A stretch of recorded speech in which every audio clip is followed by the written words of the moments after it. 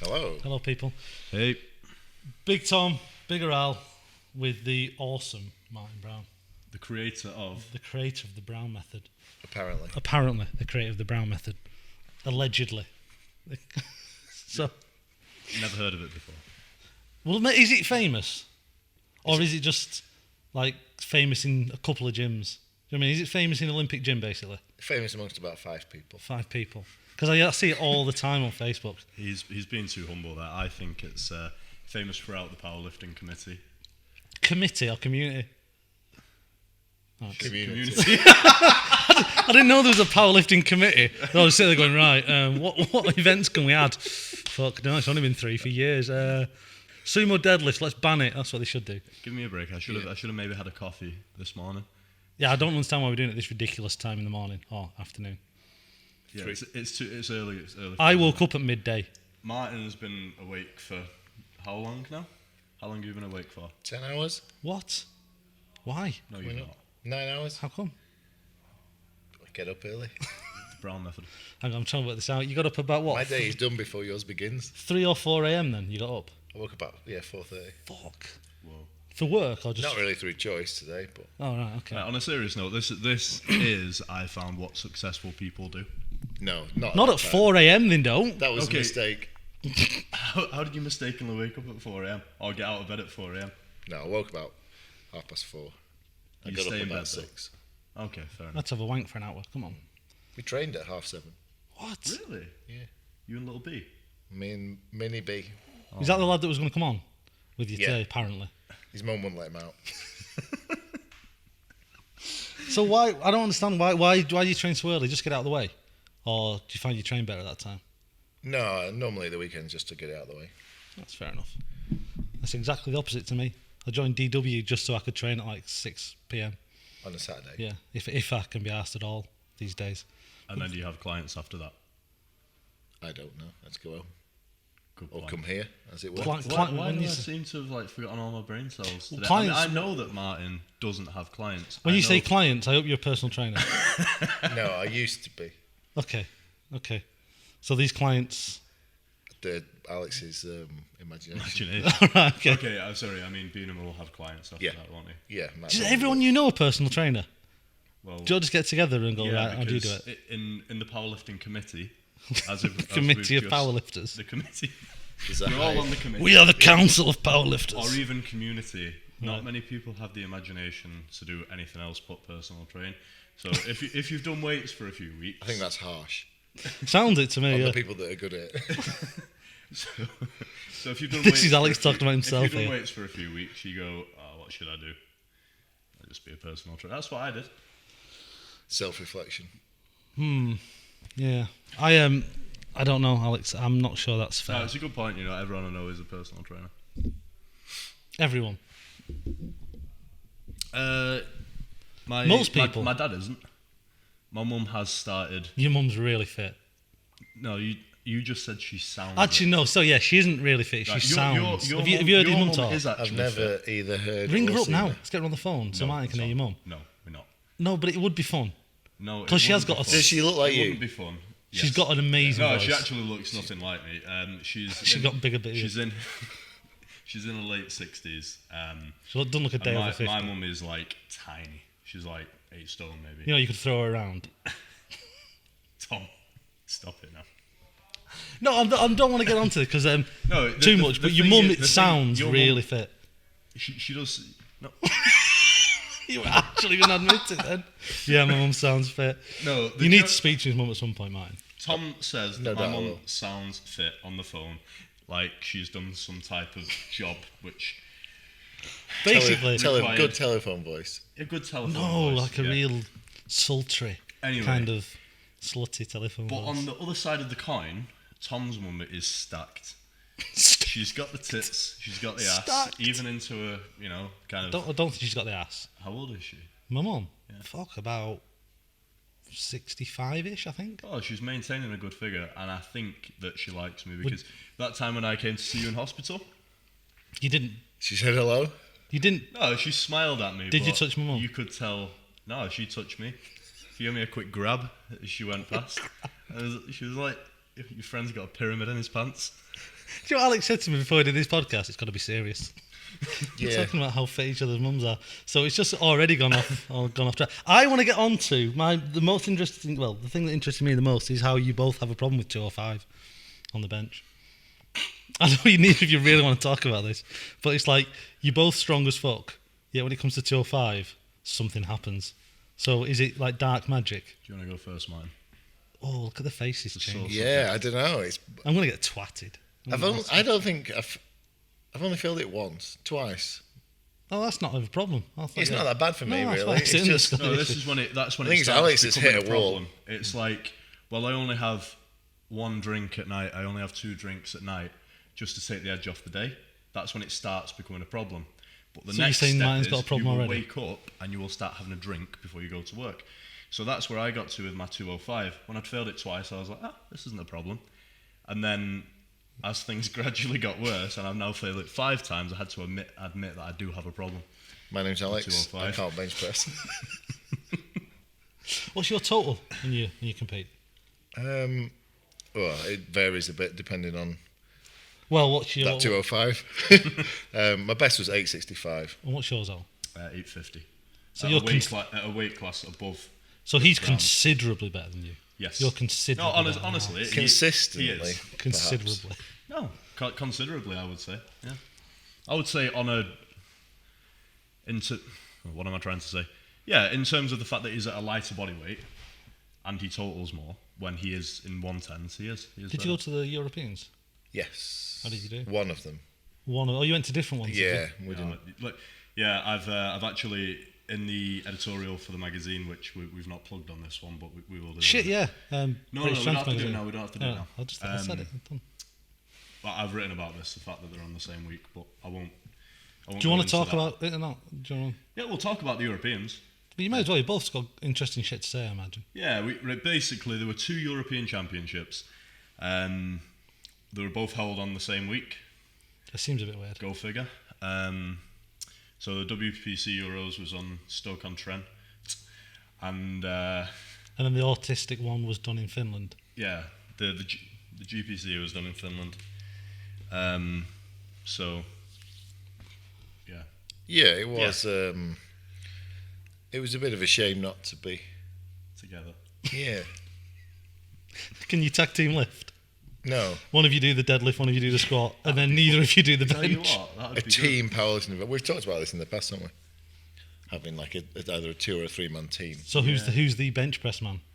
In good. there? Neither of us. Neither of us, yeah, with highest. You could have like in WWE, they have like a 3-man tag team occasionally. You could do Tanya Are George. we talking heavyweights versus, like what you said that we might do at the British, where we have like 5 guys above the 125 class and 5 guys below, and we just go absolute total against each other? Yeah, that was for charity.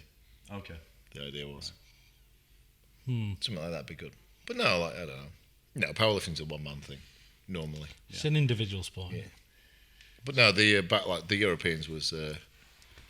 I just took a decision to, with it be the WPC being in this country, just to make the most of it and do that. And I know a lot of people in both feds, and it was good. But Did it I go kind well of for missed you? going away. Did it go well for you? Yeah, it was Yeah, awesome. yeah. It went really well.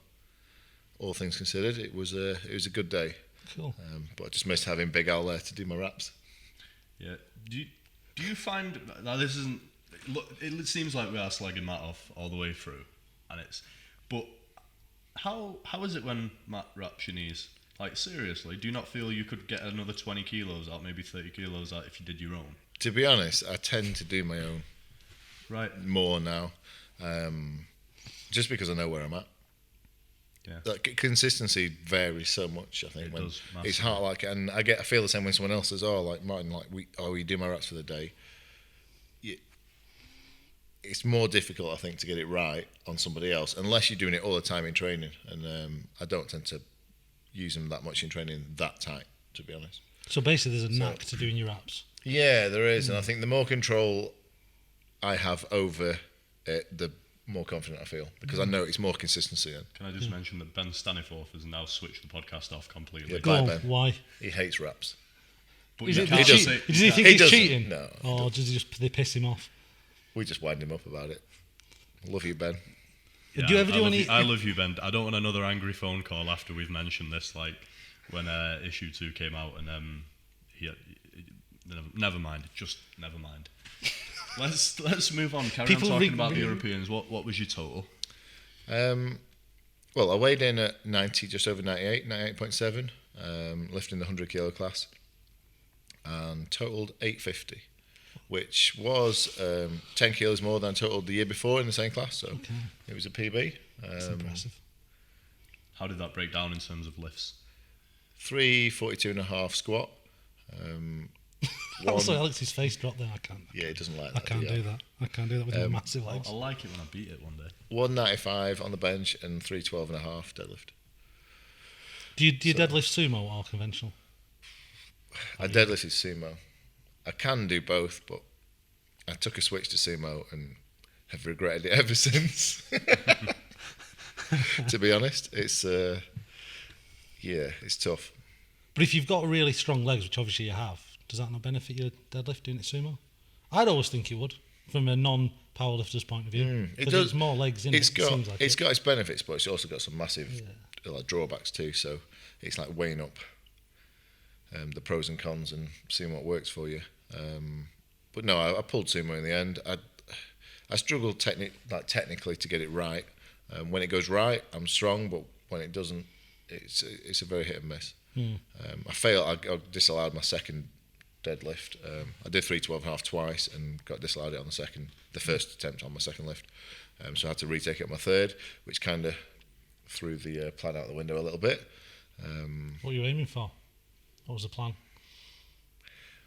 Well, the original plan would have been maybe 330, 335, but I had a few back issues going into the competition. I ended up in A&E the week before. That's probably not a good start. Yeah, no, not being able to move, and a week of diazepam and codeine and anti-inflammatories before I could kind of walk around again. So it was very hit and miss on the day. I was walking into it with 2 weeks of almost no training whatsoever. Just praying that I'd retain my strength and that everything would go okay, and it did. But it kind of changed how I approached it. What you probably should have done actually is use Alex's method of blind optimism, and just gone, no, it's fine. If I think my back's fine, it's fine. I'll do 400. That's what Alex seemed to do at the Europeans. Two people now getting at me because they don't think I'll do 400. He started it off. Don't you ever? No, it's not that I don't think you want to do 400. It's like this kind of thing of it's the Europeans. I reckon I can lift 5,000 kilograms because I want to and I need to. Yeah, no, I'm the opposite end of the spectrum, Tom. Like in terms of optimism. I'm a realist when it comes to stuff like that. You've got to go for what you're capable of, not what you'd like. If the world worked on what people wanted, then it wouldn't be the world if you we live in. worked on what people wanted, Alex's dick could be 40 foot long. Yeah, we probably wouldn't be sat here doing this. Would that not be every man, though? Would every man? No, because most men would go, what gets inside a woman? 40 foot wouldn't. But Alex would be like, no, I want it bigger. Bigger's better. I want it bigger and stronger. Bullshit, I wouldn't. I want a dick that can deadlift 400 kilograms. That's what you'd be after. You're not going to pull that 400. I think 6.75 is honestly the optimal. Have you heard this song that he's got for his penis? No, I think you invented that. I invented it as a joke. Now you remind me about it on a weekly basis. That's because you've kind of drifted into fatherhood and Alex, more kind of listen until you're a father. More family orientated and kind of less kind of ostentatious things to talk about. So you're now very sensible. You're more sensible. I'm not sensible. I remember when we used to have fun. Yeah, but we don't have fun now because of you. Because you two. I feel like this is some kind of. Yeah, it's gonna go. It's gonna be a we're domestic. just gonna end up fighting.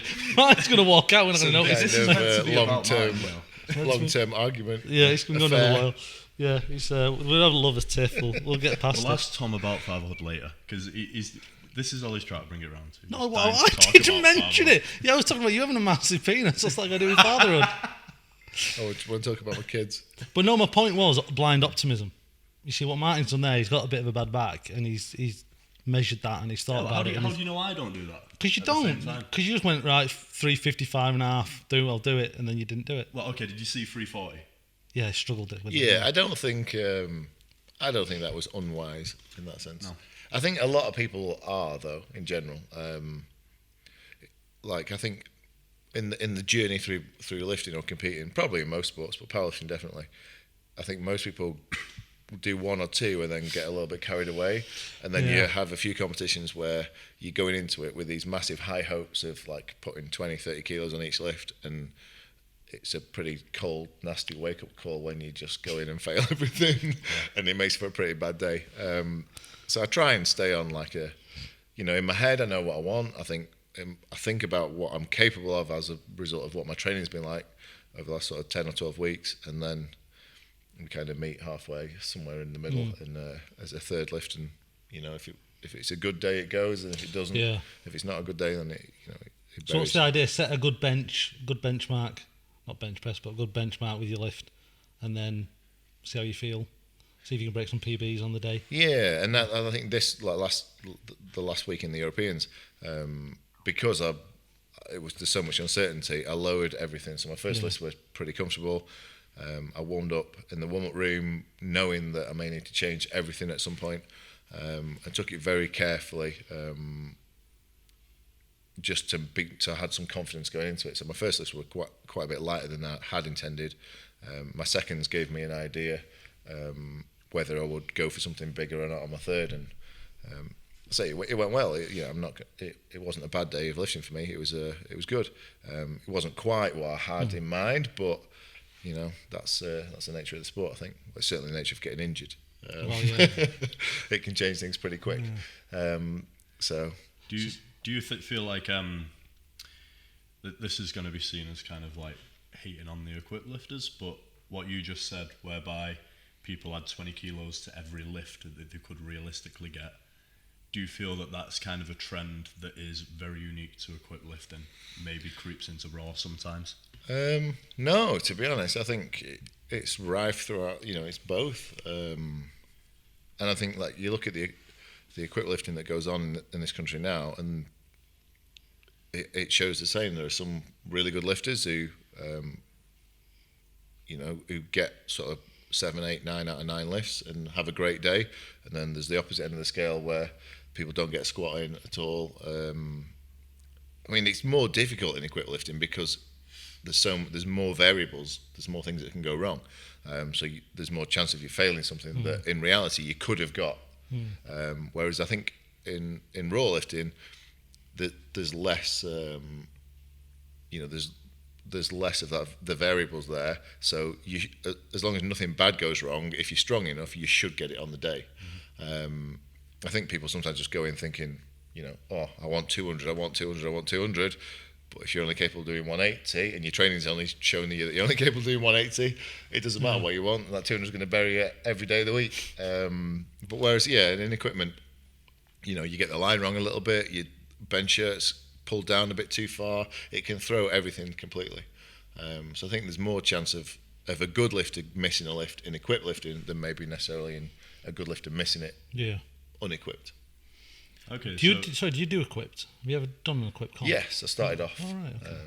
lifting equipment in the beginning, and it's not something. It certainly isn't something that I'd be put off going back to at some point. It's just not what I do at the moment. So you don't share my view that it's cheating? No. Okay. It just winds Alex up when I say it. Doesn't wind me up. It does wind you up. Your ignorance winds me up. Your ignorance. It's like your lack of doing something and then criticising it. That winds me up. Yeah, and I think that is something that winds many equipped lifters up about a lot of the raw lifters who are competing at the moment, who are hating on equipped lifting, who have never even seen a squat suit or a bench shirt or a deli suit in their life, never mind lifted in one. Yeah, and what a lot of people don't realise as well is a lot of people will see the strongmen at Christmas as the gold standard of strength or whatever, and they'll go, well, they're real men, they just fucking lift it, don't they? They don't realise that most of them have a deadlift suit on when they're doing that. Yeah. The commentator will never say, this guy's got a deadlift suit on. Or they wear briefs when they're doing the squat for reps. Obviously they're wearing straps, you can see that, but But at what point does it become less about you and more about your equipment? You know what I mean? If you've got straps, if you've got a lifting suit on, if you've got wraps on, etc., what point does it start to be less about you as a person, maybe just one element of your strength, whether it's just grip strength, whether it's just, do you know what I mean? Well, I think it's equipment is more of just like it just magnifies everything a bit, and a phrase that gets knocked around all the time that is definitely true is the strongest lifters in equipment are usually the strongest lifters out of it, or you change the equipment and they're still the strongest, and you take some of it away, they're still the strongest. I don't think bad lifters do really well equipped. There's a bit of an adjustment phase that everyone has to go through crossing between the two, or certainly if you spend all your time raw, it'd take you a while to become good in equipment or to use your strength that you've got and make the most of it in equipment. But you don't get the worst of the raw lifters putting on a squat suit and squatting a world record equipped squat. It doesn't happen like that. And you still see some lifters go in between the two and doing extremely well in both. Is there not an element of ego though? Like you want to hit 400 on a deadlift, so I'll put the suit on to do it. But then powerlifting is an element of ego, isn't it? You're picking a weight up off the floor and putting it back down again. There's nothing.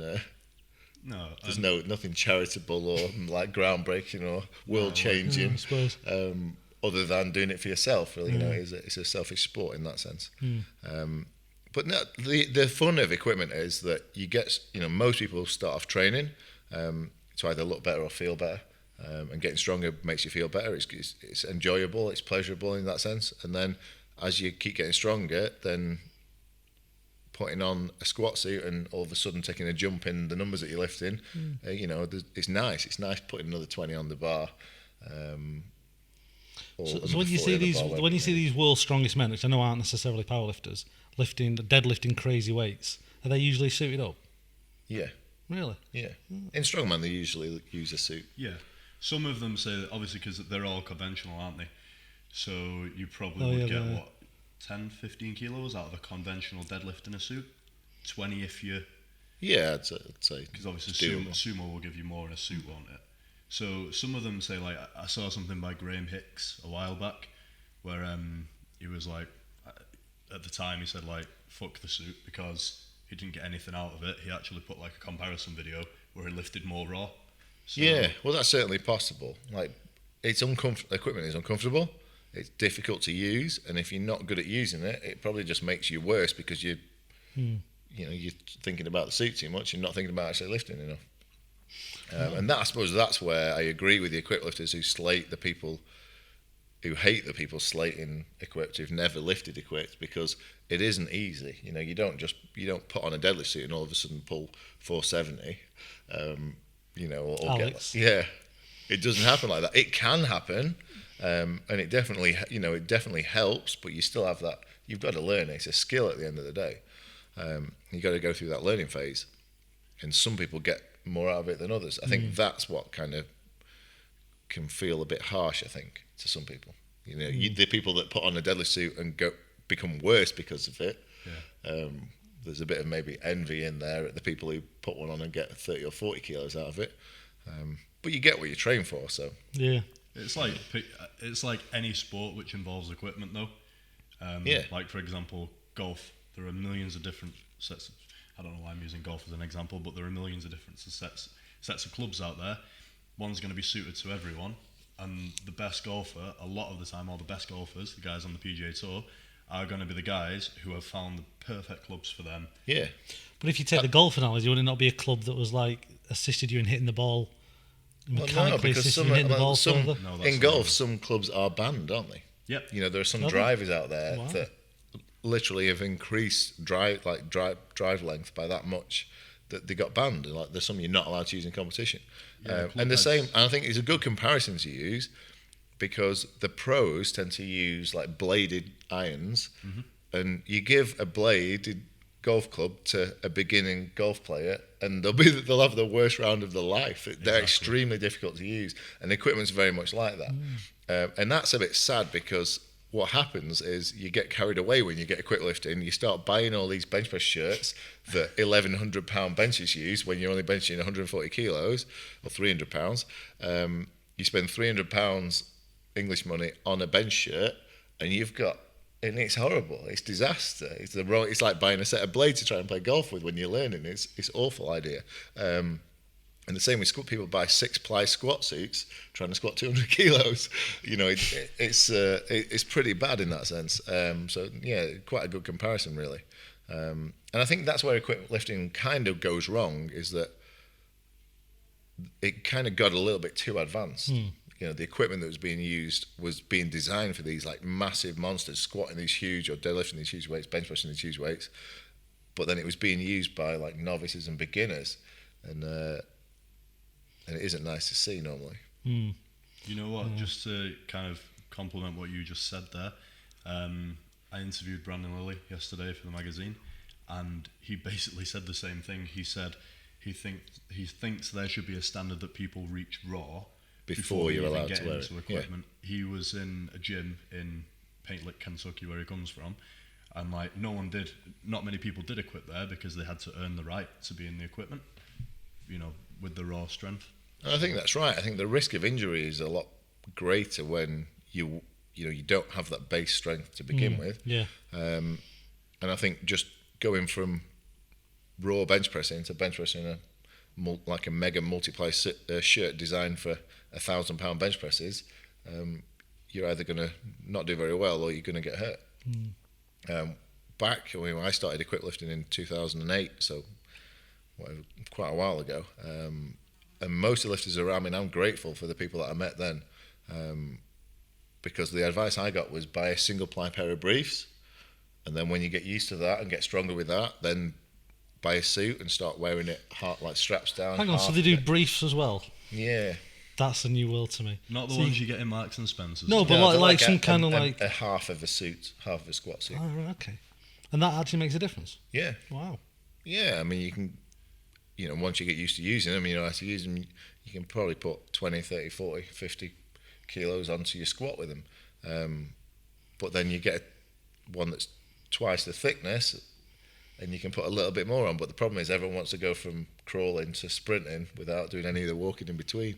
But I was lucky that back then, in the original days when not the original days, but my early days of lifting, there was a lot of really good lifters around who gave me some really good advice. And even then, the equipment was a lot more basic. I mean, it was still pretty advanced, but it wasn't quite the level it is at today. And most of the top lifters were using either single-ply suits or like basic double-ply suits, single-ply briefs. And, them guys then they were totally in four figures at like 110. I think the first British finals I did with the BPC, I totaled 850-ish. And I came 5th or 6th. I was nowhere near the top 3, So the level was probably a lot higher. I mean, you had top 3 in each weight class were numbers that had probably win the overalls in the equip lifting or be very close to. So there was some good lifting going on with a lot more basic kind of equipment. And we're only going back 9 years ago. And the guys 10 years before them had a lot more basic equipment, and we're still lifting massive numbers. So the strong guys are always going to lift the most. I think people just rush into that like triple ply, super duper squat seats, hoping they're going to get another 100 kilos onto the squat. That's what I was thinking. Yeah, I was thinking about put a triple ply suit on right now and smash some numbers up. Yeah, put on YouTube. Squat 500. Yeah, just feel like that. 600. Yeah, 600 is the goal. It's hard to criticise because I think deep down we're all like a bit we have that in us, most of us. I mean, I've always said I'm a bit of a I'm a sucker for marketing. I like even things like supplements. I don't really see the need for most of them. And I understand how most of them work and realise that most of them are overpriced, but then show me a nice tub with a fancy label and I'm like, I like it. But blue raspberry flavour, oh yes. I'll have that. Yeah, I'll pay £70 for that, even though it's the same as that one for a tenner. But I think there's something in us that, everyone likes to have the best, Yeah. Everyone wants to go faster. Everyone, like Tom, you can relate to this. You've got, touchy subject, you had a bike. Oh, a lot of thanks. Yeah, cheers. Thanks for this. Bring that up. Yeah, no, ended badly. Yeah. Very badly. And, I'm here, so it could have been worse. What happened, mate? I was going exactly the speed limit, and flew over a hedge. You like impaled yourself into a field, right? Yeah, but I ended up about 40 yards from the road over a hedge. Shit. I say exactly the speed limit, give or take. 100 miles an hour. The Give it inaccuracy of a speedo. Yeah, I think the speedo may have been faulty by about 100 mile an hour. Yeah. But everyone wants, like, and that's that buzz, though. Isn't it? I think everyone Oh likes yeah, that. no, yeah. You know, and Wherever you get it from, you need it. Don't you? You need I it think more. the you need people it in more. lifting community, you know, we get it out of lifting. And is that the a buzz? PB or- Is that the buzz getting more weight? More weight. Yeah. Yeah, that's understandable then. That and yeah. the abs. Is this to do with the Brown method? No, Yeah, right. I thought she was. it's off topic. Yeah. Well, Alex does not seem We his just abs can't since approach it, can we? I guess. No. Right. So we talked about you lifting massive weights and whatever. What were your best lifts? What in equipment? In equipment. You competed multiply, right? Not single ply. Yeah, competed Right, multiply. I squatted 410. I think I failed a bit more than that. I bench pressed 282.5. 282. Yeah, Fuck.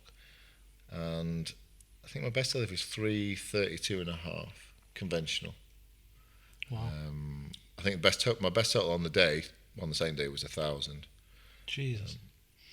Impressive stuff. Was this squat so heavy? I mean, did you get such a high total on the squat because the pain at the bottom on your balls is so immense that it doesn't matter what the weight is, you'll just lift it through sheer pain of having your balls crushed by these suits? Because that's how I imagine it must work. Like, you're not even thinking about the weight in your back. It's just, Your imagination is a little inaccurate, but oh, right, okay. the pain on your back is a little inaccurate. yeah. I thought it'd crush your balls, these suits. No, Did they not? Or did you tuck them in first, your balls? There's lots of Push space. Or you back just have your balls out of the suit. Basically, there's lots of space. This is what I learned. Tried one on for the first time this week. Loads of space for your package. Yeah. Alex, you barely have a yeah, package. that Right. might be individual. Yeah, that might. Lots of space for your package, no space for your legs. The Are legs you are putting pretty everything in the tight. right holes? Like we say, that could just be me. It's a very weird, like, equip lifting is a very weird sensation. It's, I think, and this is I where don't know where you're people, going with this. This is what Alex likes. people get a bit misled, I think, because Alex tried on their name. the weight is Boxing. exactly the same. You know, Right. like, if there's 400 kilos on the bar, it feels like 400 kilos whether you're wearing a suit or not. Really? You know, Okay. it doesn't. The pressure on your body is exactly the Yeah. same. And same with the bench press. It's still the same weight in your hands and on your wrists, and yeah, like, the equipment like helps and takes some of that stress from the muscles, but it's pretty brutal on your body. So it's by no means easy. It's not just simply a case of it does it for you. I'm not bothered. It absolutely I don't want to crushes try you. it. Don't want to try it if it doesn't do it for you. And it's pretty tough. Like, certainly squatting in a suit, the pressure that goes through your body is massive. There's a lot of That's why we bailed. there's a lot of rubbing, isn't there? It I hurts, think- yeah. It's nasty on your skin. Oh, Burst your eyes pretty often. You do it then. Yeah. You fucking do it. if I wanted to, I would, but I don't want to. Yeah, you're fucking lazy. Right. Lazy? Yes. Yeah, it's true. Yeah, I am. Sorry, you're a father. I'm a father. Until you're a father. I Until know I'm I've only a been a father. father for about 8 weeks, right? But I can now I won't know the pretend that it's affected responsibilities the last well. 10 years of my life. Until you're a father. You haven't got time to lift quick. Exactly. I've not got time to put one of them No, suits on. probably genuinely. Probably It does has. take a while. Does it? Is it Yeah. 5 minutes to put on or something? No, it depends. Once you get used to it. So you mentioned your total, and what were kind of some of the best competitions you went to do your, because you mentioned going to Russia, competing against guys like Belyaev, who some of the listeners will know, some won't. But Belyev's a bit. Yeah, of a no, legend in that was powerlifting. over here. He came here for the 2009 Worlds, Right. Okay. WPC Worlds, that were held in Bournemouth. Bournemouth, Yeah, it Russia. was almost the same. It's Almost not far the away. same. He's Russian, kind of counts. Near enough. Yeah, no, I mean, that was an eye opener. I mean, he's unreal as a lifter and unreal to watch. Face to face, like in the flesh, when you meet him, you see why he's so good. Like, I don't think videos do him justice. Is he massive? No, he's not. he's very short. Well, he seems very short. He's very heavily built, like he's well set. But he doesn't weigh a great deal. Like, he's probably under 100 kilos normally. And his lifting's phenomenal, absolutely phenomenal. He lifted, I think he'd just kind of gone into multiply when he came over here and lifted, and his total wasn't perhaps as good as what he is. I think he totaled about 1,080 or something. And he didn't have, I don't think he had a great day, but his lifts were out of this world. Like even so, he's still head and shoulders above everyone else at the time. But no, the competitions in them days, they were awesome. There was some real, I say the depth of quality in the quick lifting was massive, and the competitions that were held, certainly by the BPC then, were they were kind of big showcase events. I was too late into powerlifting to see the real big stuff like of the WPO, where people like Andy Bolton pulled the 1,000, and like that would have been nice to been, to go along to some of them kind of things. But they were good. There was a high standard of lifting, certainly in like the mid to late 2000s. Do you think that's coming back now? Or yeah, it certainly seems to be. More recently. Well, I don't know. I mean, maybe I'm being high. I took a couple of years like not really doing a great deal. After a quick lifting, I did a few bench only comps, and then kind of got back into raw lifting when my return to the 3 lifts in 2013, and since then I've took more of a part in like international competitions, like invite only comp, expo kind of things, and they've all been good. Like it's.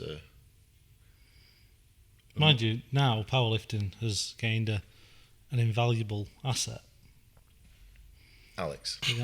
Yeah, I mean that's when I first met you, didn't I? In 2014. No, you met me in 2013. Not very memorable then. 2013, when I was at your work actually. Oh yeah, I wasn't going to touch on that. Yeah, I was briefly employed by Virgin Active, and as a personal trainer. I had a grand total of 0 clients, 0 sessions.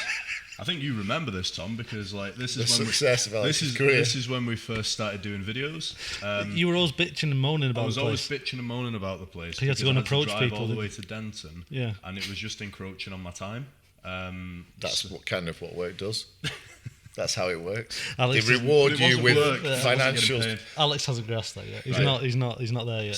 So away from that, you were you still are a PT manager. You were back then, right? Yes. You were kind of invigilating the courses, kind of. Yeah. Yeah, you were. You're trying to say it's all Martin's overseeing fault. what? You're trying to say it's all Martin's fault that you didn't get any clients. He popped in like blame everyone else for your failures. No, I think it was like a 3-day course, wasn't it? It was like how to be a PT, I think it's called. And you were kind of overseeing the course, but you were in for say like half an hour in the morning just to, I don't know what. I think I was helping out. Oh, you were just helping out. Yeah, the guy that ran the courses back then. Just to see if there were any fit birds on there, and then. No. Oh, I came to meet you. It was fate, Alex. That's what it was. He came to meet you. He'd heard about you all. You know what the funniest thing was? We were the right people for each other. The time was wrong then. Little did we know that further down the line we would both be on the same stage together in a foreign country. One thing I remember about that is I was bodybuilding at the time, and obviously I'm quite a big guy. And then just from the back of the room, all I heard was, "Oh well, at least I'm still the strongest." Swear to God, that's what he said, with his little chuckle after it. I was like, "Oh, cheers, mate. Don't know who you are, but cheers." And still true to this day. Yeah, nothing's changed. Still true to this day. I was going to say if you take body weight into consideration, but he's just outright totaled more than me. Yeah, there's no coming back from this out. It's just as strong as me. I can comfortably sit here and say I'm the weakest person. I can comfortably say that I respect this man here, and he is stronger than me. I don't want to beat him. I just want to be my best. You just want to beat everyone. I do a bit. Yeah. Right. But I know that he just wants to be his best. It's not about beating someone else necessarily. I think he's got a shrine at home of Alexander Clark, and he laughs at it every night. Going, got a voodoo doll. No, where did we meet? When was Czech Republic GPC European? That's when we properly started talking, getting serious. Because we didn't lift in the same. I can't remember if I saw you lift before that. Yeah, we lifted at the Midlands qualifier, the Lee Marshall's qualifier in Birmingham. We both lifted on that day. I turned up late for squats. No surprise. Fucking hell. I swear to God, Alex I'm still late. furious about that day. Let it go, Al. Let it go. Honestly, let it go, mate. And I think he poked me in the back. Right. I don't know if it was with his finger or something else, but he was walking past me, and I'm sure I felt something poke me in the back. Low down. Just above Yeah, your like ass. just above my ass. Plus his finger. Yeah, it must have been his finger. Yeah. I don't know why he did that. Do you know? Did you poke me in the back with No, something? I think this is your My fancy. rose tinted. This is what he dreamt when he went home. Memory. Anyway, and then in Trutnov, Czech Republic, when we did the Euros, then we started getting serious. Then Serious? yeah, went out for a couple of drinks. Oh, I see. And one thing led to another. Yeah. You know. And now you're a my father. insides are still sore now. You Have you ever seen his towel picture? you lifted well that day. What? Hang on. The Towel towel picture. pitch is bad. Is it bad? Oh, yeah. we can't talk about that. either. Jesus Christ, what can we talk about? Why aren't we allowed to talk Well, about we were these? talking about lifting. Yeah, do, go you on. remember, do you remember Val Venus, the wrestler? Do you I, remember of course, Val I remember Venus? Val Venus, the wrestler. Hello, ladies. I came, I saw, It's a towel I picture came like that, again. He's got a better physique and A better physique than Val Venus. more equipment Wow. under the towel. Unequipped, right, we can't unequipped talk but about- equipped. Unequipped. Raw with equipment. Right, yeah. Raw with Cialis. Raw with well equipped. So, no, going back to like serious stuff, you mentioned a break in your lifting. Yeah. Was that break out of choice or was it a forced break? Well, no, it was forced. I didn't really have much choice. Yeah, I started lifting in 2008-ish. I think my first competition was 2008, 2007. And I competed up until about 2010, maybe. 2000, or 11. At the end of 2010, start of 2011, somewhere around there, I had a bit of an accident at work, doing a pistol squat of all things, holding on to like TRX machine straps, like Olympic rings. I squatted down to the bottom, stupidly looked to the side to talk to someone who I was demonstrating for, and ended up rotating about 90 degrees around with my foot pointing to the side and opened my knee up, and that put a stop on any kind of squatting or deadlifting. I had that operated on. Well, it took a while. The NHS messed me around a little bit, and it took about 6 months before I got it operated on. And then I bench press only for the time being because I still love lifting.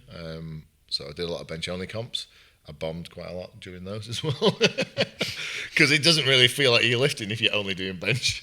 So I didn't really care as much. Yeah. So and then I only really got back. I kind of tried to start squatting again after a load of physio and rehab work. Ended up tearing my QL and my oblique on 100 kilos of all things. Wow. And it just didn't go well. And then I think it was about 2013 before I kind of moved it well enough to actually get under a bar and lift any weight again. And I kind of wrote off competing completely in that time. I didn't think I'd ever squat or deadlift again. It felt that bad. But with a little bit of work and some help, things went all right. And then I decided to enter a comp, and it was going to be raw because at the time I didn't have the people to train with equipped, and I didn't really want to push it too much either.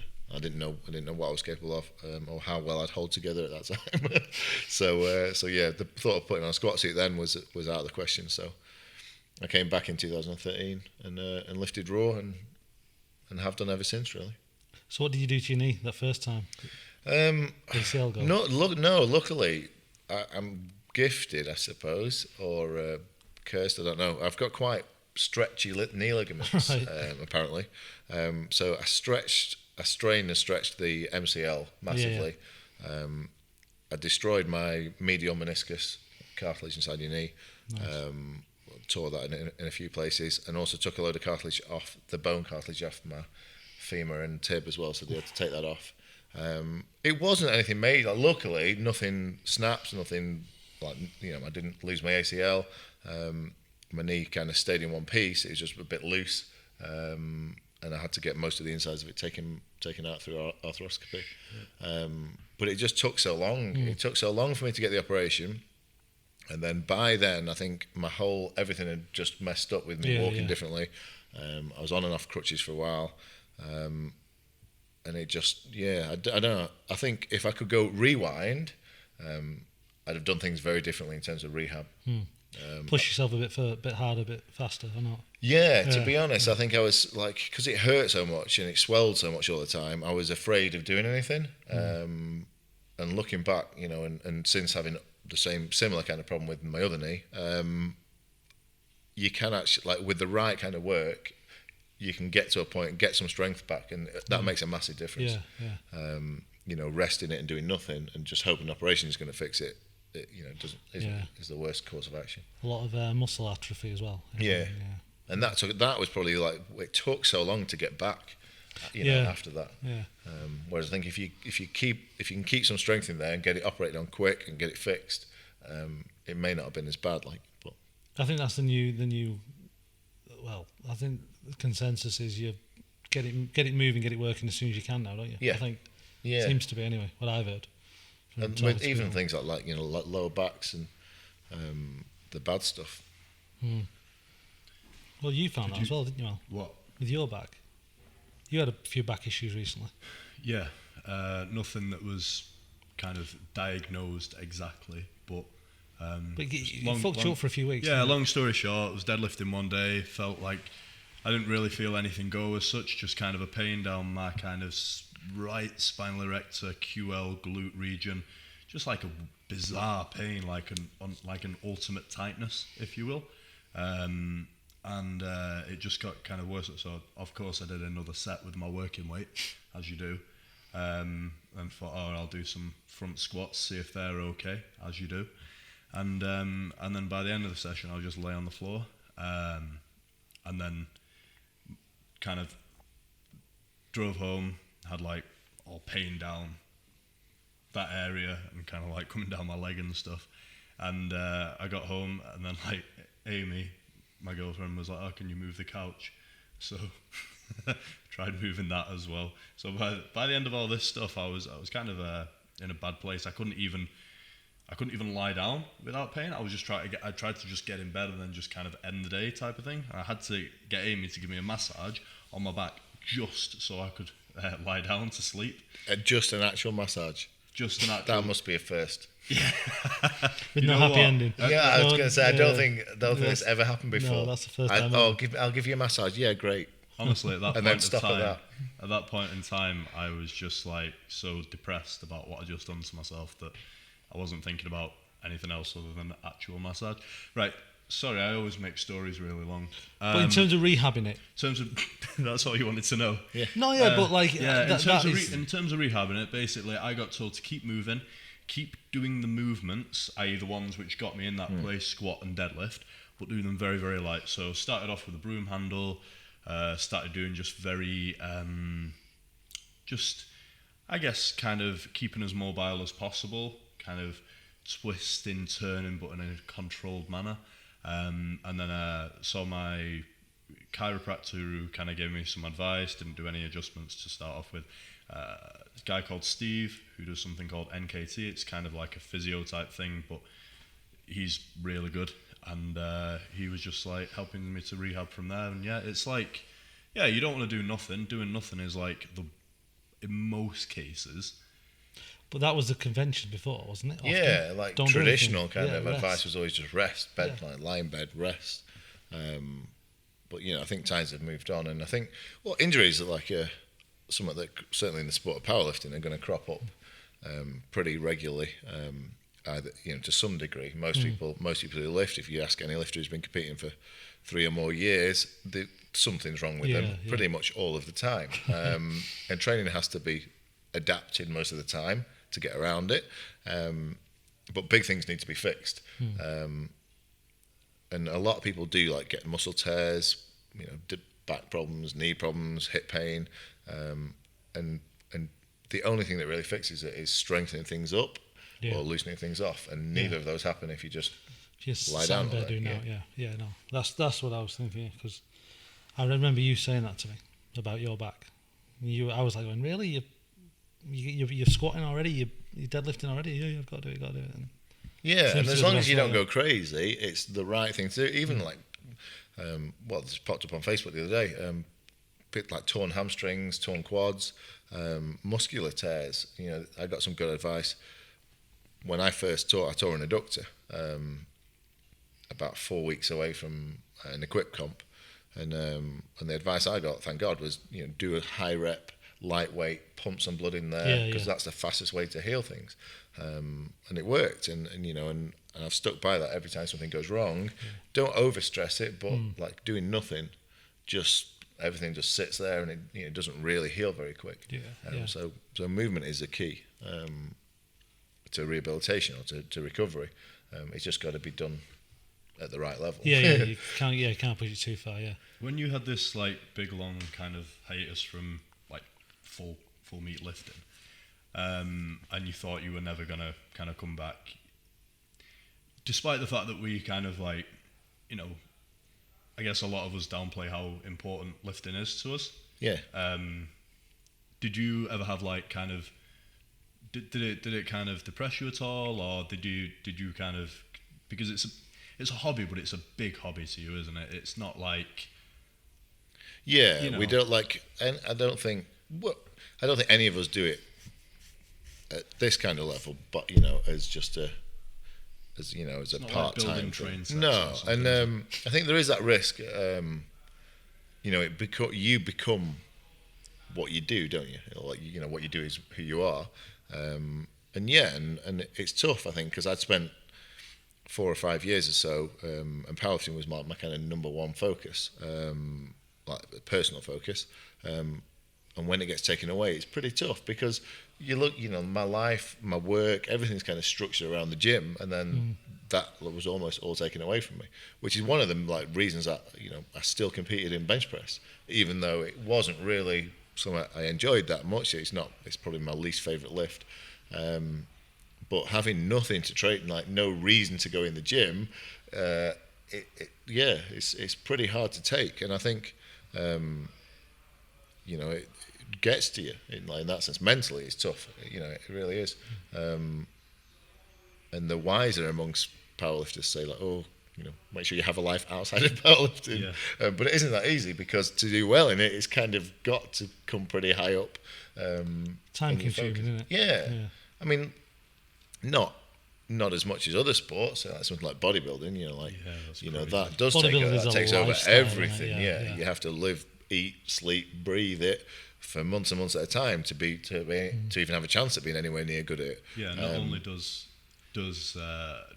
you have to be a certain type of person to do it, I think it also makes you a different person than what you were while you are doing it. Do you know what I mean? And Yeah, but I mean, powerlifting's the same. But I think like we see working in a health club, we deal with people from all sorts of sports all the time, and anyone who, even at amateur level, hobbyists, it's still a massive part of their life. Like we have people who go running, like triathletes or whatever it may be, and their training takes up maybe 8, 10, 12 hours of the week. They train for competitions or like charity runs or whatever it may be, and you take that away from them, and people go crazy. Like you tell someone who runs 5, 10K a day regularly or does half marathons or so, you say you're not allowed to run ever again. Even that, that upsets people. Like getting getting injury prevention becomes so much more important because getting injured takes it all away from you. Especially with those guys like the runner's high. If you that is like a bit like being on a drug, isn't it? Having a runner's high it's a really significant effect that it has on you. But the same for sometimes people use the gym as just a way to go and either escape from things or to unleash kind of this aggression or tension or stress. Oh, definitely, and I bet you got do you not find yourself getting more worked up, more stressed the less you could train after the injuries, or did you just always make sure you got in? Well, no, I almost you kind of go through a phase of you want to carry on training but you can't, and then personally for me, I got used to not doing anything. Right. And then it was really tough to get back because I became this guy who just didn't really care. And even though I was working in the environment, personally, I really wasn't motivated to get in there and do anything. Yeah. And your fitness declines, obviously, and then it makes it even harder for you to get back in. And, I kind of suppose it reminded me of the people that we work with who've, never done anything in their life, how tough it is to become someone who goes to the gym. It's not an easy thing, but when it's part of your life and it gets taken away, it's... Do you think, going a bit deep again, do you think it made you a better person long run, better lifter long run? No. Not really. No, I'd have been a better life if I had 2 more years of training. Yeah. Just wasted my fucking life. I don't know. Everything you go through teaches you something, or at least it should do. You know, I say it taught me a lot. It taught me a lot about how to get over injuries better, because I had so many in quick succession, like minor things normally. But every time I tried to come back under some weight, something else would tear or pop or ping. So that taught me a fair bit. But no, I'd like to say it taught me to have more balance in my life, but it didn't. Because here I am, back in it full time. Still right back doing what you were doing. Yeah. Full injuries, yeah. So no, it didn't. Not at all. Do you ever see it? Lifting big weights never made anyone a better person. Look at Alex going. It makes you more of an asshole. Alex is saying, "Make me a better person." Yeah. Do you ever see a time in your life when you'll be happy to walk away from it? I mean, apart from being like 90 and on a. Yeah, no, I don't. Going that one step deeper. I don't. One thing that kind of scares me a little bit is what do I do if I stopped? Yeah. And having a couple of scares recently with my back. I had some problems before, like 6 months ago or so. Had a few MRI scans, had my back scanned, seen a consultant, orthopedic surgeon. And in the back of my mind, I'm thinking, if this is like, if I have major disc problems and it's going to be a case of you don't lift again, what do I do? Yeah. And I don't think I can take. I think my life without some kind of focus will be tough to cope with. So I've looked at things like, I'd like to maybe one day go into something like judo or some kind of grappling. There's always hookers and coke. Well, that's the scary thing, isn't it? Because you look at the people who are fully invested into that side of life, and to them that's a great saying. Fully invested. Yeah, well, it's a slippery slope. No, not at all, not for me. But there are, I suppose, numerous celebrities that spring to mind. That when something goes wrong, how quick people can lose everything. Downwards, it's a slippery slope. What about the bodybuilding side? Well, because you're in good shape. Is it something you used to do? No, not really. Would you ever consider that, or is it just a case of fuck that? I started going way back. I started training 20 years ago. We used to just go in and try and get your pec to move when we were kids. Well, that makes me feel young. I was 6. 20 years ago. Yeah, 20 years ago. I was 6, believe it or not. Yeah, well, I was 15, 16, and we made some fake ID. So we could get in the leisure centre because they wouldn't let us in otherwise. So we made some NUS cards, or someone made them at school. And we used to go in after school and train, and you'd chest and biceps, and proper training. You're talking about proper training, chest and biceps. Real training. None of this stupid picking up weights off. Trying to get bigger, trying to feel better about ourselves. And then when we were old enough to join a proper gym, we joined one of the little health clubs and carried on training, and well, ironically, I actually had some sessions with a personal trainer. Looking back, best thing I ever did.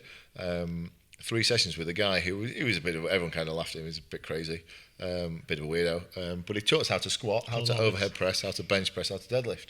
We didn't bother with deadlifting because it hurts your hands, and we needed smooth hands for the young ladies back then, back in the days. But we did squat and we did bench press. Yeah.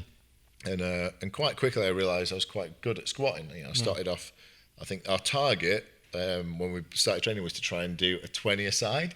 So that shows you kind of where I started. But within a few months, I was up squatting, maybe within 12 months, squatting nearly about 200, 210, which was all the gym had in 20s and 15s. And then someone bumped into me one day and said, you've got to, geez, you're a strong lad. You need to go and meet this guy. He runs a gym that you'd be better off training in. So I went down to this bodybuilding gym and trained there for a few years, and trained with the guy who runs it, who was an awesome bodybuilder, a guy called John Bridge.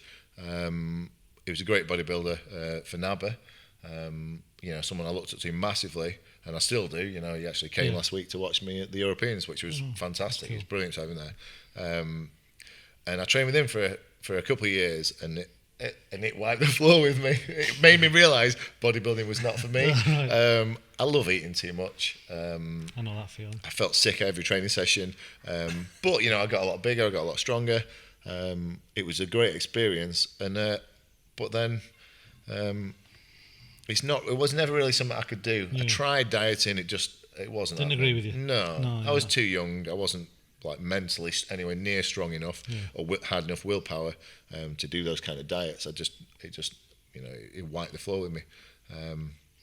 So I didn't do, and then I kind of lost my way in training a bit and got into powerlifting sort of 4 or 5 years later. And I always laughed at the bodybuilders, not in a nasty way, but it just was never me. But then more recently, it's kind of been joked about, and there have been occasions I think actually maybe I could do one to shut everyone up a little bit. So it's something that's maybe. If you stop the lifting, if you stop the powerlifting, it's something you'd maybe consider. Yeah, possibly. I don't know, because I think I'd probably spend 3 days on a diet and totally change my mind. Yeah. I do like eating. Just eating chicken and broccoli. So, like, we one of the big things about the Brown method that I'm guessing isn't off topic is the fact that, from what kind of I understand, you used to have like more of like a bulkier, more bloated physique and not as lean. And since you switched over to this Brown method way of eating, which allows more junk food, you have actually got leaner. I think the Brown method probably was created in about 2013. Okay, when you met me. It kind of blossomed then. It kind of... You saw what having a really good diet did for a physique. Yeah. I thought, but the Brown method is far from... That's what I'm saying. You saw what it did to Alex. You thought, fuck me, I don't know. Yeah, so we took the mould, we smashed it to bits, and we recreated everything. So are we talking the top down? Are we talking like KFC, McDonald's, or not that shit? Just turn up whatever you fancy. Oh, he has even worse stuff than that. Really? Like, he just sees how processed he can get something. Is there anything real in this? I don't want it. Fuck that. Yeah, no. No real content. I think, I agree that certainly the last few years I've been probably in better shape than I ever have been, and the effort that I put into the diet side of it is probably the least I ever have done. But I think it's hard to pinpoint exactly why. There's not one. I don't think there's one specific thing. That's made that change. But I train more. I'd lift heavier weights. I'm out of equipment, so I think like muscular-wise, I'm getting more work per session. I have flipped in and out of like really high volume, high frequency training. That definitely helps keep you in better shape, because your workload each week is huge.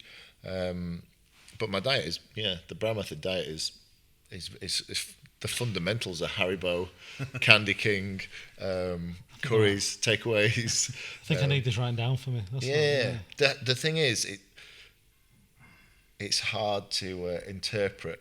It's more like a philosophy than it is a template. Is it a philosophy of be happy and you'll be stronger and leaner? Yeah, it's about being in tune with your body. In tune with your body and then knowing how to throw Haribo down your neck at the right time. Do you know why he burns so many calories? He's throwing them up and running after him. That's what it is.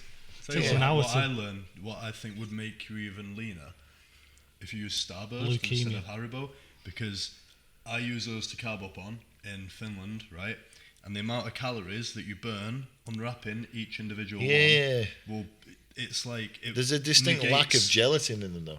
Yeah, that's why. I think gelatin is one of the key underrated food groups of the Brown method. That's why I chose not to have them. I'm Muslim and we don't have gelatin. Can you? Islam does not allow fully vegan. No. So it's not an all-inclusive method. There's the first hole in it. The Brown method. Yeah, it's not all-inclusive. It's terrible. No, I mean you can get gelatin-free Haribo. Can you? Yeah. Wow. See, every day's a school day. Even for you, Alex. Brilliant. Even for you. I thought I'd gained absolutely nothing from coming down here today, and now at least I've got made it worth it, I guess. Yeah. I've gained a lot. I think other big changes though, going back to the Brown method. I probably have less protein than I used to, and I certainly have more of it from food than supplements than I used to, and that helps. And I do a lot of big movements, like barbell movements, bodyweight movements, and a lot less kind of small accessory movements. And I think the combination of the two has kind of paid off for me to stay in better shape without really having to worry, a great deal about what I'm eating. I eat when I'm hungry. I tend to eat fairly regularly just because I get hungry regularly, but I don't worry about what I eat. I do have a lot of takeaways, a lot of chicken kebabs, chicken curries. This is a difference, Alex. You're a It's beer happy. man as well. Yeah, that is the one thing that does tend to. It doesn't get removed from my diet, but I try and make a conscious effort not to drink too much. What's? Yeah, let me just clarify that. I'm not an alcoholic. Just My name's He's Martin. had 3 I am beers not before an we. alcoholic. You've got a problem with 205, Yeah. but you're not an alcoholic. Definitely. No, I'm talking like Couple of beers a a couple night. of ale, real ales or whatever with tea at night. But that kind of when it creeps in, all of a sudden it's like a regular thing every night, 2 or 3, and then and I think that He knows. tends, He's the same. But that does put weight on you. If I'm coming certainly like 4 or 6 weeks away from a competition, if I'm competing back in the hundreds again and I'm weighing a little bit heavier than I'd like to be, that's the first thing I think. Right, I'll cut that out Monday to Friday because weekends you still got to enjoy yourself, haven't you? So I sit and have a chicken madras and naan bread poppadoms without a beer during the week, and it adds up. Everything Just adds up. listen to you now. There is no chance you're getting into bodybuilding. Yeah, but I don't. Takeaways, Haribo, beer. It's all got to I'm go. going to take a different approach. Yeah, the thing that is that has to be noted about this is the fact that this guy is probably legitimately 8%. Would you say? No, probably a little bit more than that. I think I was done on the bod pod at about 9.5%. Okay. Like 105 kilos. So you're looking at 5% is like the competitive standard. It would not be hard for you to diet on the foods that you are dieting on, that you're eating now, but literally all it is it's calories in versus calories out, as we all ultimately, know. It's not about being, I have to eat chicken and Or rice broccoli, 6 yeah. times a day.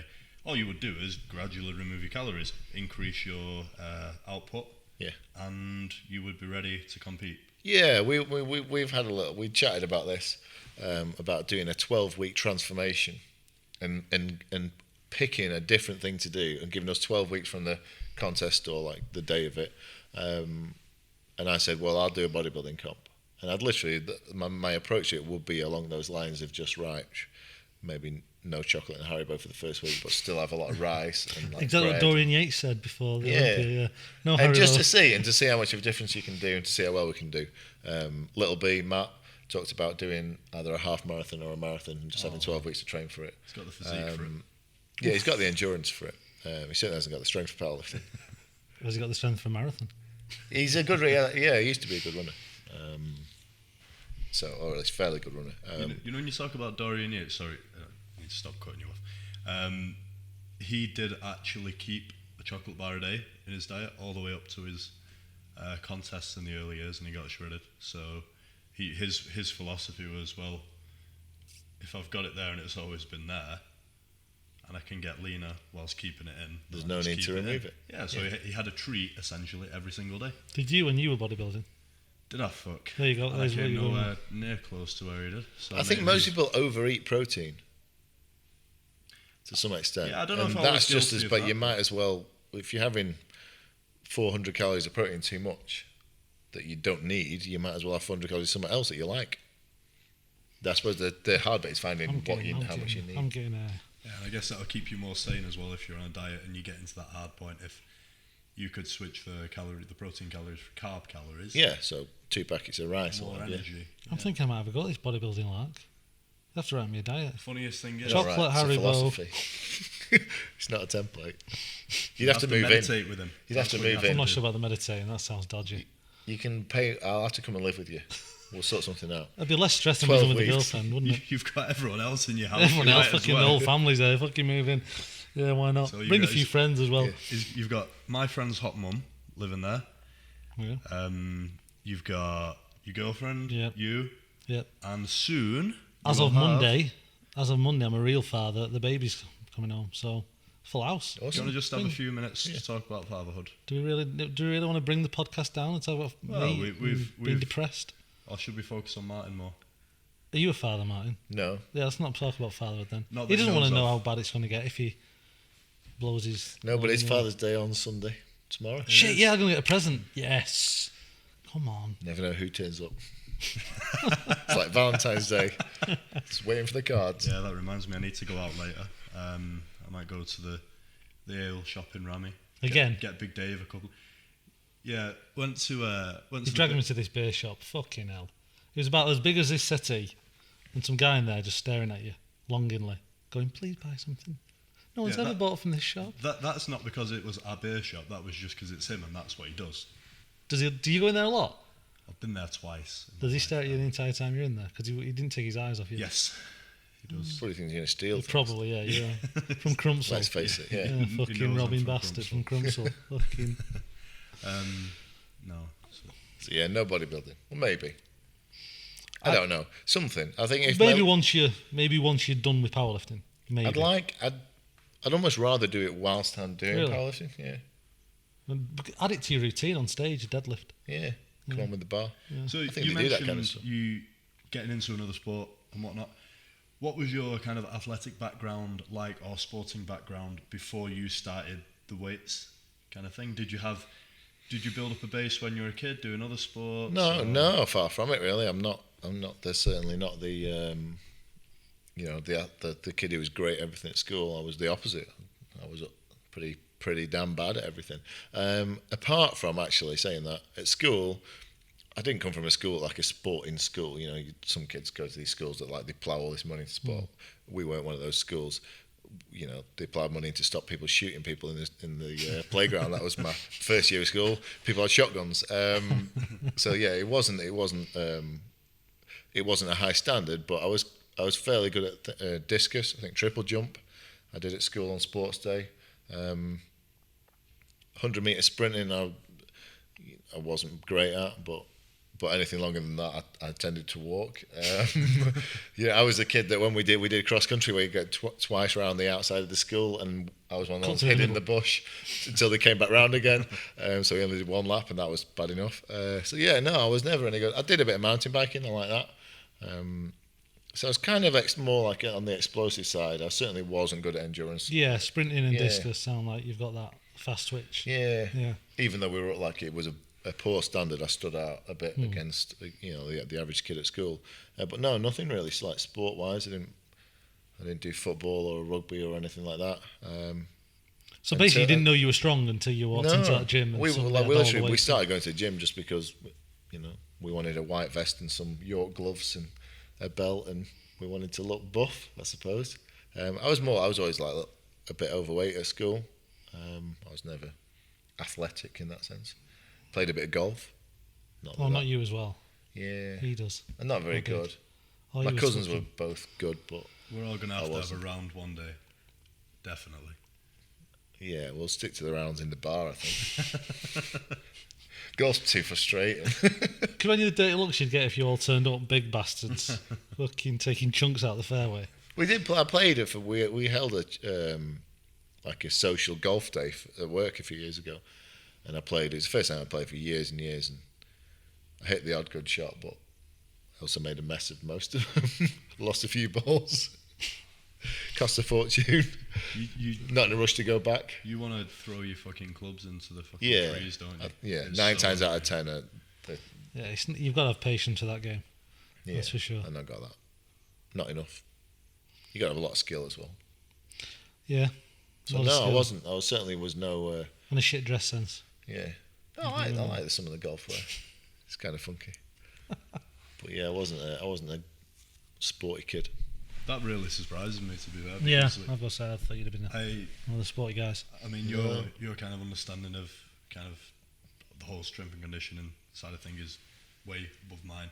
So maybe you could clarify it. But I always kind of understood that the best athletes, they kind of have like general preparation, while the kids, and it's all like multilateral stuff, as they call it. So it's just a mixture of different sports that they do, and then they specialise more as they go on, and like, all the best athletes have built a base when they're kids. But do you think not necessarily so? Sometimes you can have like a semi-inactive childhood and still.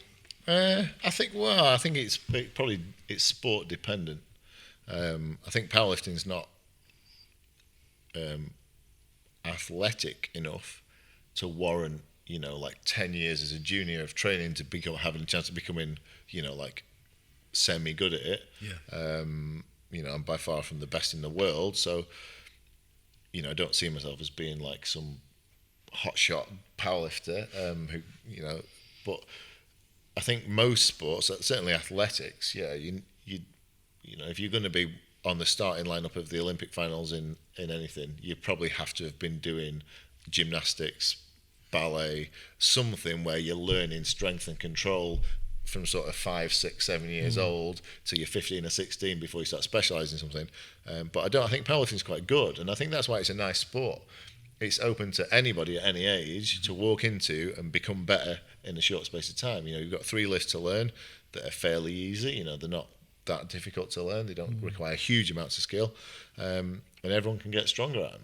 You know, and you also know that in most federations, you've got a good chance of walking in there on any day and getting a first place because you'll be the only one in your category. Yeah.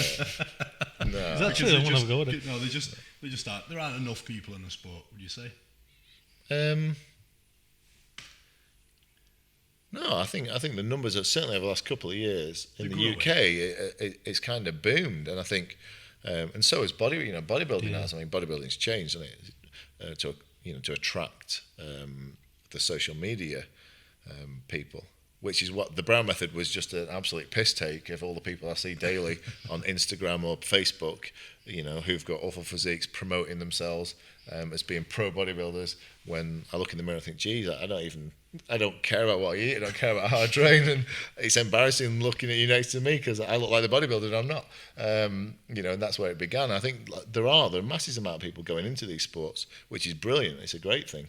I think powerlifting is having so many different kind of like factors or factions in it, dilutes it quite a bit. You know, and it would be nice to have, you know, when I started lifting, it was just, you lifted it pretty much, you know, like you're either single ply or whatever in the IPF, and it multiply in the BPC, and you didn't, you know, no one went and lifted raw in the BPC because you totaled 200 kilos less than everybody else, and you're like an idiot, unless you were injured or something and you couldn't wear a bench shirt or whatever. You know, so that was what all I knew, and that's all I did, and I think that's probably why it was like more competitive. You know, to try and get a first, second, or third at a British was a big deal then. Whereas, there's so many options or different ones, like things you can compete in. It does make it less competitive. You've still got very good lifters, and the days where 2 of those lifters fall into the same group is an awesome day. But it is pretty easy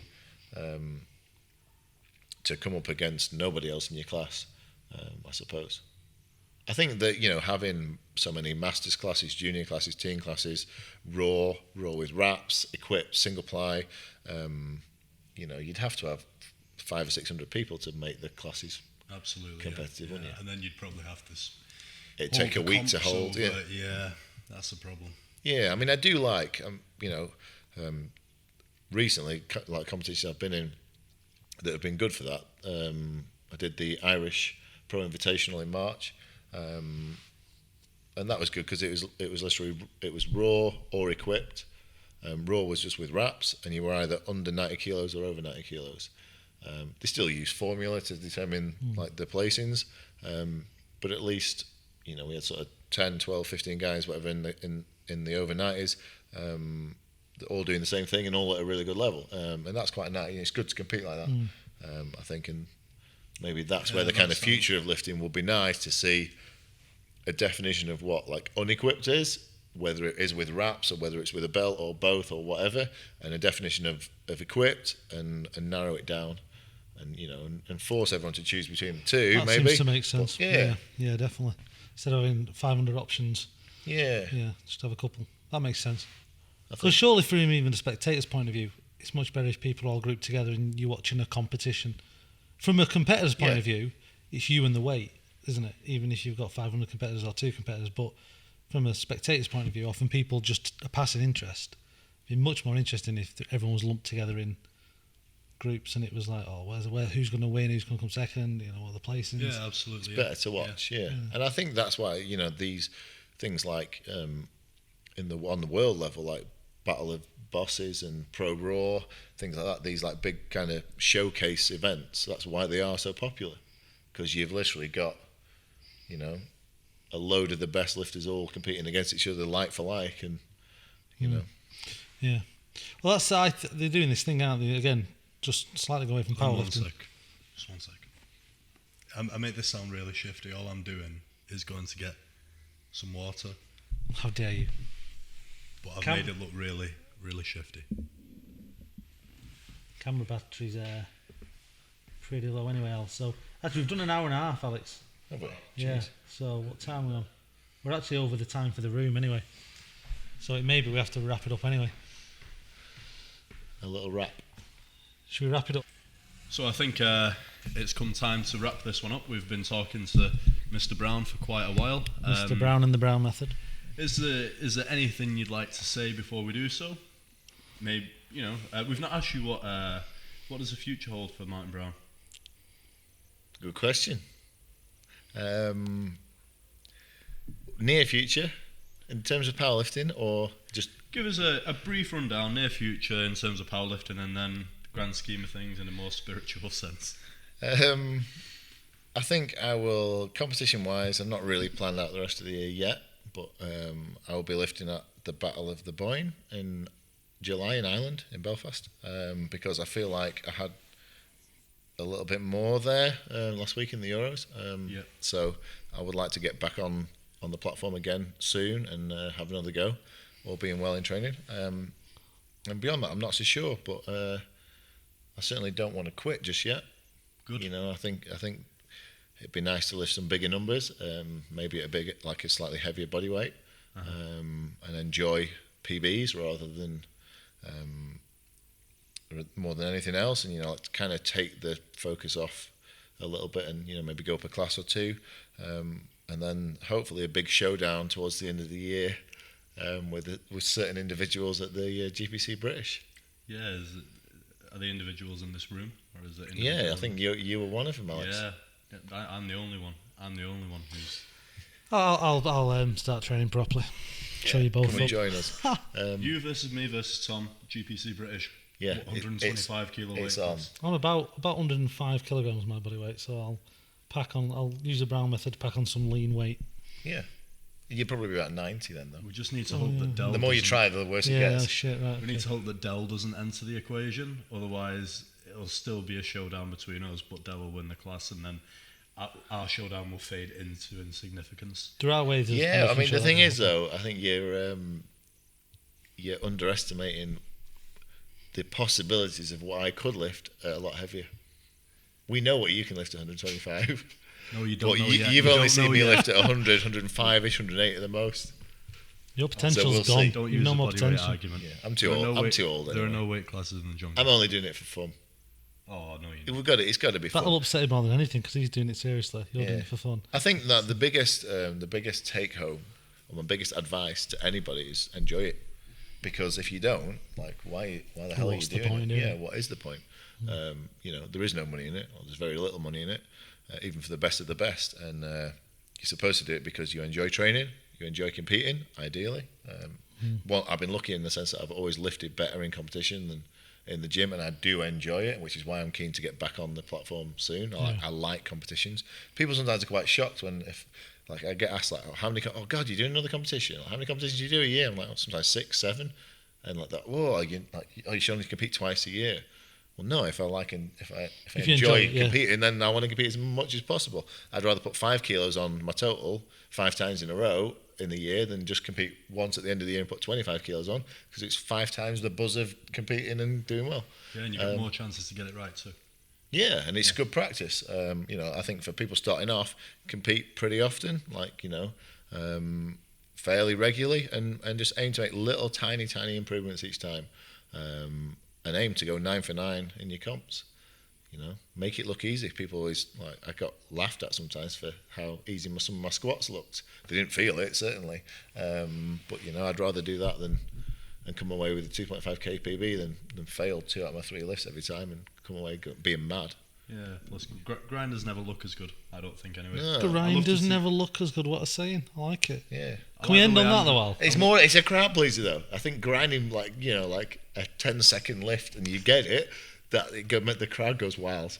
You get less likes though on Instagram. Oh, I don't know. Isn't that what we're all aiming for? Likes That is on the Instagram? the benchmark of life is how many likes on Instagram. Yeah. And on that bombshell, we are gonna have to stop. Thank you for coming on, mate. Thanks. No, thank you very much for having me. It's been a pleasure. Cool, man. Cheers. And I've figured out why Tom and I Until next time. now have to sit separated, because he annoys me so fucking much. He winds me up so much that we just end up killing each other. You guys need a And room. It's only when we have another person in the equation.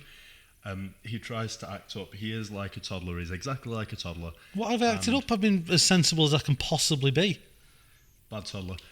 Make sure you subscribe to British Strength Magazine. You can do so by going to britishstrengthmagazine.com.